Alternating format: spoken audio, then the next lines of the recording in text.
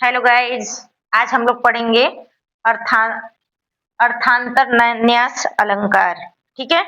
क्योंकि अभी मेरा शब्द अलंकार में कुछ अलंकार बचे हुए हैं, लेकिन मैंने एक एस्पिरेंट हैं जिनका एग्जाम है, तो उन्होंने कहा कि मुझे कुछ अलंकार हैं जिसमें बहुत ज्यादा कंफ्यूजन होती है और उससे एग्जाम में बहुत सारे क्वेश्चंस पूछे जाते हैं। इसलिए मैंने क्या किया कि वो अलंकार जो जो उन्होंने बोला उस अलंकार के विषय में मैं सोची कि एक्सप्लेन करके उन्हें बता दूं, जिससे उनके एग्जाम में उनको कोई परेशानी ना हो। और जो भी एस्पिरेंट इसके बारे में पढ़ेंगे, इस अलंकार के बारे में, उन सबको पूरा का पूरा सहयोग मिलेगा एग्जाम में। ठीक है। और इनसे बहुत ज्यादा क्वेश्चंस एग्जाम में बनते हैं, लेकिन चूंकि किसी भी बुक्स में या किसी गाइड में हमें ये सब दिया नहीं रहता है, इसलिए मैंने इन्हें ढूंढ करके आपके लिए लाए और हर चीज का एकदम मतलब सटीक शॉर्ट में आपको समझाने के लिए कि ज्यादा आपको टाइम ना लगे, ज्यादा मेहनत ना लगे, शॉर्ट में आपको समझाने के लिए मैंने एक ट्रिक के माध्यम से कि इजीली आप इस अलंकार को समझ लें, आपको ज्यादा प्रॉब्लम ना हो। ठीक है। तो हम आज पढ़ेंगे अर्थांतर न्यास अलंकार के बारे में। ये क्या होता है? इसमें क्या होता है, सामान्य कथन का कोई भी सामान्य कथन कह दिया गया, उसका समर्थन करेंगे विशेष कथन से। ठीक है। जैसे कोई बहादुर व्यक्ति है और उसका वर्चस्व चलता है, उसका बहुत वर्चस्व है, तो हम कहेंगे कि जिसकी लाठी उसकी भैंस। ठीक है। तो हमने एक एक सामान्य कथन का विशिष्ट कथन से क्या कर दिया, समर्थन कर दिया। तो वो समर्थन ही वो समर्थन जो है वही इसमें अर्थांतर न्यास अलंकार होता है। ठीक। फिर कोई विशेष कथन हो, ठीक है, कोई भी विशेष कथन हो और उसका सामान्य कथन से हमने क्या कर दिया, समर्थन कर दिया, तो उसे भी अर्थांतर न्यास अलंकार के अंतर्गत रखा जाएगा। ठीक है। दो चीजें हैं, दोनों एक दूसरे के अपोजिट हैं, सामान्य का विशेष कथन से, विशेष कथन का सामान्य कथन से। ठीक है। एकदम इजीली आप समझ जाएंगे। इसीलिए मैंने यहाँ पे ट्रिक लिखा है, सामान्य का विशेष, विशेष का सामान्य से पुष्टि। एकदम 5 वर्ड में आप एक पूरी अलंकार को समझ जाएंगे, लेकिन आपको ये डिटेल पूरा पढ़ना पड़ेगा, तभी आपको समझ में आएगा। ठीक है। ये पूरा डिटेल आपको पढ़ना पड़ेगा, तभी आपको समझ में आएगा। ठीक है। तो हम पढ़ेंगे सबसे पहले, जैसे हम कोई लोकोक्ति बोलते हैं, जो भी हम लोकोक्ति का प्रयोग करते हैं, तो किसी सामान्य बात, कोई सामान्य बात रहती है, तो हमारे बड़े बुजुर्ग क्या करते हैं, उस लोकोक्ति का प्रयोग करते हैं। आंख के अंधे नाम नैन सुख, किसी का नाम रखा गया, नाम नैन सुख, और उसको दिखाई नहीं देता है, तो आंख के अंधे और नाम नैन सुख ऐसे कह देंगे। तो सामान्य बात का विशिष्ट बात से हमने क्या कर दिया, समर्थन कर दिया। क्यों? अपनी बात को प्रभावशाली ढंग से प्रस्तुत करने के लिए। तो अलंकारों का प्रयोग हम किस लिए करते हैं, अपनी बात को प्रभावशाली ढंग से सामने प्रस्तुत करने के लिए। ठीक है। कवि क्या करता है, कवि अलंकारों का प्रयोग करता है अपनी भाषा में चमत्कार उत्पन्न करने के लिए। ठीक है। तो अगर मान लीजिए कोई संगीत सुनते हैं आप, कुछ ऐसे शब्द होते हैं जो हमें आकर्षित कर देते हैं। जैसे हम आपको बताएं कि यहाँ सब वर्णों की आवृत्ति होगी, यहाँ वर्णों की आवृत्ति हुई, चारु चंद की चंचल किरणें, हमें क्या हुआ, च च की आवृत्ति हुई। तो अलंकारों का प्रयोग इसीलिए किया जाता है कि हमारी भाषा क्या हो, प्रभावपूर्ण हो, चमत्कारपूर्ण हो। ठीक है। तो अर्थांतर न्यास अलंकार के थ्रू हम क्या करते हैं, सामान्य कथन को विशेष कथन से और विशेष कथन को सामान्य कथन से समर्थन देते हैं। बस इजीली आपको बस एक लाइन समझना है। क्या समझना है? जिससे बात को गहराई और प्रभाव मिलता है। ठीक है। बस एक चीज आपको समझना है इजी वे में कि सामान्य कथन का विशेष कथन से पुष्टि करेंगे, और कोई विशेष कथन हुआ तो सामान्य कथन से उसकी पुष्टि करेंगे। ठीक है। लोकोक्तियों का प्रयोग इसी के अंतर्गत होता है। लोकोक्तियां क्या होती हैं, विशेष कथन होती हैं, और उस वो सामान्य बात को विशेष तरीके से प्रस्तुत कर दिया जाता है लोकोक्तियों के माध्यम से। ठीक है। अब आपको हम उदाहरण बताएंगे और आप एकदम अच्छे से समझ जाएंगे। देखिए उदाहरण है, बड़े न हूजे गुणन बिनु बिरद बड़ाई पाए। कहते हैं, कवि कह रहा है कि कोई बड़ा नाम, किसी का बड़ा नाम रख देने से, बड़े न हूजे गुणन बिनु, जिसके अंदर गुण नहीं है, बिरद बड़ाई पाए, उसका नाम अगर अच्छा रख देने से वो कोई बड़ा व्यक्ति नहीं बन जाता है, ठीक है। अगर किसी का नाम कुशल रख दिया जाए और वो किसी काम में भी कुशल ना हो, तो ये इसका अर्थ ये नहीं कि उसका नाम कुशल है तो वो कुशल ही होगा, ठीक है। किसी का नाम राम रख देने से वो राम जी जैसा नहीं बन जाता, ठीक है। उसका आचरण भी उसके अंदर होना चाहिए राम जी जैसा। कृष्ण नाम रखने से कोई कृष्ण नहीं बन जाता, उसके लिए उसको वैसे गुण होने चाहिए, ठीक है। तो बड़े न होजे गुणन बिन बिरद बड़ाई पाए, किसी की बड़ा नाम या किसी की बड़ाई कर देने से कोई बड़ा नहीं हो जाता। कहत कैसे, अब देखिए ये क्या है, एक सामान्य कथन है।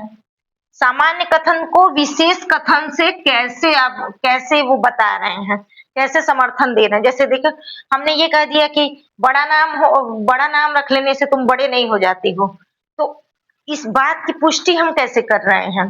कहत धतूरो सो कनक गहनो गढ़ो न जाए, धतूरे को भी तो सोना ही कहते हैं। कनक कनक जो होता है, कनक कनक ते कल पढ़ाए थे ना कि एक कनक का अर्थ धतूरा होता है और एक कनक का अर्थ सोना होता है। तो कहत धतूरो सो कनक, मतलब धतूरे को भी तो कनक कहा जाता है। लेकिन गहनों गढ़ हो न जाए, लेकिन धतूरे से कोई गहना नहीं गढ़ सकता, ठीक है। इसीलिए कवि कहता है कि किसी का नाम या बड़ा होने से या किसी की बड़ाई करने से कोई बड़ा व्यक्ति नहीं बन जाता, उसके अंदर उस वैसा गुण होना चाहिए तभी वो बड़ा बनता है, ठीक है। राम जी जैसा आचरण करेगा तभी राम बन सकता है, वैसे राम नहीं बन सकता, ठीक है। समझ गए सब लोग। कहत धतूरो सो कनक गहनो गढ़ो न जाए, धतूरे को भी कनक कहा जाता है, लेकिन इस कनक से गहना नहीं गढ़ सकते हैं, बस खा करके नशे में इधर उधर गिरते रहिए। वैसे तो नशे जो लोग नशे में रहते हैं उन लोग का बहुत राज रहता है, कहीं भी गिरे रहेंगे उनके लिए तो राजमहल ही है। कभी-कभी आप जाते होंगे तो रोड के किनारे देखते होंगे कि कोई ड्रिंक कर लिया है तो रोड पे गिरा हुआ है, उसके लिए वो हम लोग को लगता है कि रोड पे गिरा है, नाली में गिरा है, लेकिन उसके लिए तो वो उसका राजमहल है। वो सपनों में अपने राजमहल बना रहा है उसका, ठीक है। तो बड़े न होजे गुणन बिन वृद्ध बड़ाई पाए, कोई भी बड़ाई पाने से बड़ा व्यक्ति नहीं बन जाता। कैसे, जैसे धतूरे को भी कनक कहते हैं लेकिन धतूरे से गहना नहीं गढ़ सकते, ठीक है। तो एक उदाहरण आपको समझ में आ गया। ये क्या हुआ है, ये क्या है, सामान्य बात है, क्या है, ये सामान्य बात और ये हो गई विशेष बात, ठीक है। ये विशेष बात हो गई, इस सामान्य बात की विशेष बात से पुष्टि कर दिया गया, तो क्या हो गया, अर्थांतर न्यास अलंकार। जो रहीम उत्तम प्रकृति का करी सकत कुसंग।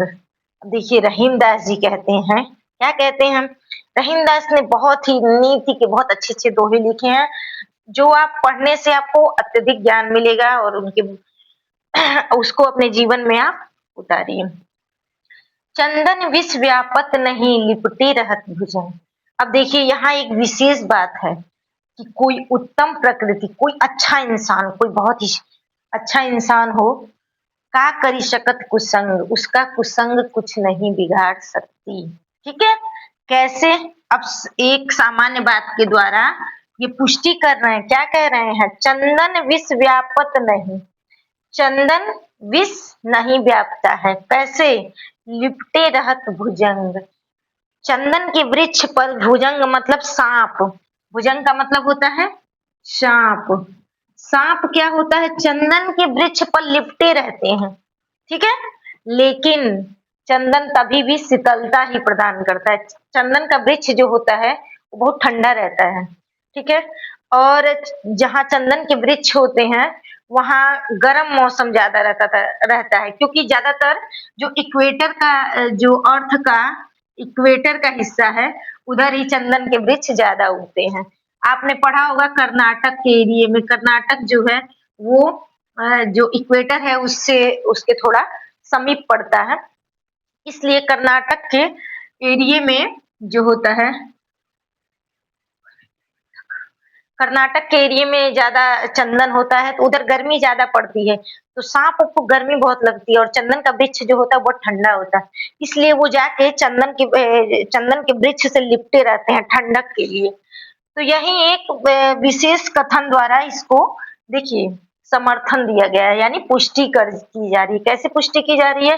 रहीमदास जी कहते हैं कि कोई उत्तम प्रकृति का व्यक्ति हो, तो भी वो अगर कुसंग में रहता है, मतलब उसके संगी साथी जो हैं वो अच्छे नहीं हैं, तो भी वो उसकी प्रकृति मतलब उसके आचरण को बदल नहीं सकते। चंदन वैसे ही जैसे चंदन पे वृक्ष लिपटे हुए रहते हैं, तो भी क्या होता है? तो भी वो अपनी शीतलता को नहीं त्यागता है, वो विष नहीं देता है। चंदन तो शीतलता ही देगा। सर्प के पास विष है, तो इसका अर्थ ये नहीं कि सांप के साथ रह के वो भी विष दे, ना। वो अपनी शीतलता ही देते रहेगा। लेकिन इसका अर्थ ये नहीं कि आप कुसंग में पड़ जाएँगे, क्योंकि अगर आप कुसंग में रहेंगे, आप जैसे आपकी दोस्ती रहेगी, धीरे-धीरे वैसे आपका आचरण बन जाता है, ठीक है? लेकिन अच्छे लोग होते हैं जो अपने आचरण को नहीं बदलते हैं, लेकिन आप कभी भी कुसंग में मत रहिएगा। हमेशा देखिए, एक कहावत है कि बद अच्छा बदनाम बुरा। कोई खराब व्यक्ति हो ना, तो भी उसका बद होना मतलब उसका खराब होना उतना बुरा नहीं है, जितना कि बदनाम होना, ठीक है? अगर एक चोर चोरी कर रहा है लेकिन उसको कुछ नहीं होगा, लेकिन अगर एक बार वो बदनाम हो गया वो अगर पता हो गया कि ये चोर है, तो कहीं चोरी वो करे या ना करे तो भी उसी पे शक जाएगा। इसलिए कभी भी कुसंग में नहीं पड़िए, क्योंकि जैसी आपकी संगति रहेगी, लोग आपको वैसा ही समझने लगेंगे, ठीक है? तो आप एकदम ईज़ी वे में आप समझ गए क्या है ये इसका मतलब अर्थांतरन्यास अलंकार है। सामान्य कथन से विशेष कथन की का समर्थन किया जाता है या विशेष कथन का सामान्य कथन से समर्थन किया जाता है, ठीक? और इसका उदाहरण मैंने भी आपको समझा दिया, बस ये 5 लाइन आप याद रखेंगे। सामान्य का विशेष, इसमें आपको ये सिस्टम याद नहीं रखना है कि कौन-सा सामान्य है, कौन-सा विशिष्ट है, ठीक है?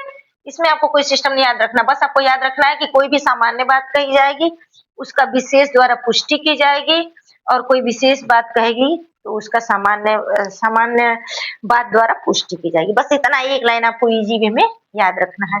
ये आप याद रख सकते हैं, जो वृद्ध लोग होते हैं वो अपनी कोई भी बात कहेंगे, तो उसके साथ एक लोकोक्ति जोड़ के कहेंगे जिससे उनकी बात का प्रभाव पड़े, ठीक है? अब आप लोग बताइए अब आप बताएँगे कि आज का क्वेश्चन है कि आप बताएँगे कि रहीम दास का पूरा नाम क्या था? ठीक है? Thank you.